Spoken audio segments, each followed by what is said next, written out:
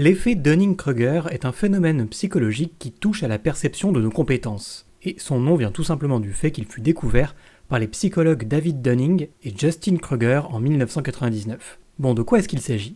Eh bien en fait, c'est un effet qui se manifeste lorsque des individus peu compétents dans un domaine surestiment leurs compétences, alors qu'à l'inverse, les personnes très compétentes ont elles tendance à sous-estimer leurs compétences.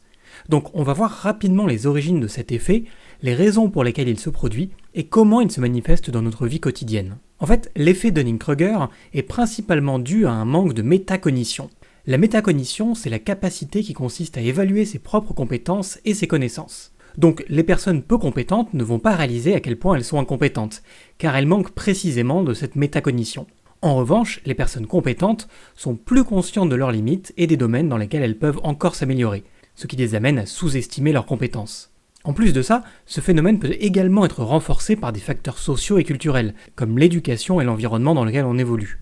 Vous voyez par exemple, si vous ne vous y connaissez pas vraiment en histoire, eh bien vous pouvez avoir l'impression de tout comprendre sur un événement, alors qu'en fait, vous ignorez tous les détails.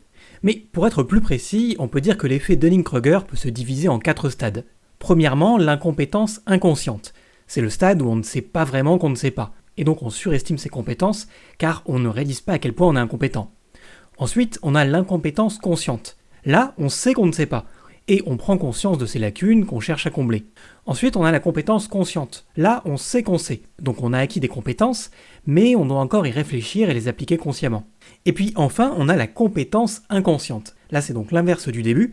On ne sait pas qu'on sait. Vous voyez, on a tellement maîtrisé les compétences qu'elles sont devenues automatiques et en fait, on les sous-estime. Ok, donc pour reconnaître l'effet Dunning-Kruger chez soi, c'est important de bien développer cette métacognition et de chercher constamment une sorte de feedback sur ses compétences. Et puis, il faut être conscient de ses limites et ne pas hésiter à demander de l'aide ou à se former davantage. Et une fois qu'on a remarqué ça, c'est intéressant parce qu'on peut voir que l'effet Dunning-Kruger a des implications dans la société. Ça peut contribuer à la propagation de fake news, à des prises de décisions inappropriées, et puis même à faire échouer certains projets. Donc, pour essayer de minimiser ces conséquences, c'est intéressant de promouvoir l'éducation, la formation, et puis plus généralement, toutes les formes de communication, que ce soit dans des organisations, chez soi, un peu partout.